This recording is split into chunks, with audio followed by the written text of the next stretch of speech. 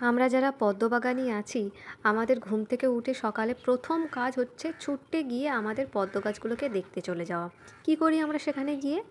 দেখি যে কোন গামলাগুলোতে কুড়ি আসছে, কোন ফুলটা আজকেরে ফুটছে বা কোন ফুলটা আজকেরে ফোটাতে হবে, এগুলো আমরা দেখতে থাকি। আমার তো এগুলো দেখতে ভীষণ ভালো লাগে। সে বৃষ্টি হোক যাই হোক, আমি মোটামুটি ছাতা নিয়ে হলেও সকালে করে রোজ আমি ছাদেতে চলে যাই আর দেখি। এত ভালো লাগে, এত ভালো লাগে। আমার সাথে সাথে আমার শাশুড়ি মাও এগুলো দেখতে এত ভালোবাসে। আরও একটা আনন্দের বিষয় হচ্ছে, আগের বছরে কিন্তু আমার এত ফুল ফোটেনি। এবছর যেন বেশি ফুল ফুটছে। এত টানা বৃষ্টি হচ্ছে 1 মাস ধরে, কিন্তু তারপরেও গাছগুলো ডরমেন্সিতে যাচ্ছে না।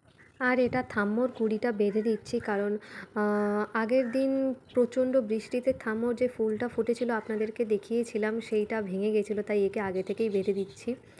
আর এই হচ্ছে লিয়াংলি, যে মাইক্রো বোল ভ্যারাইটি, যেটা চায়ের কাপে করা যায়। দেখুন কি সুন্দর লাগছে। আর এটা হচ্ছে আমেরিকা মিলিয়া, আমি আগেও শেয়ার করেছি।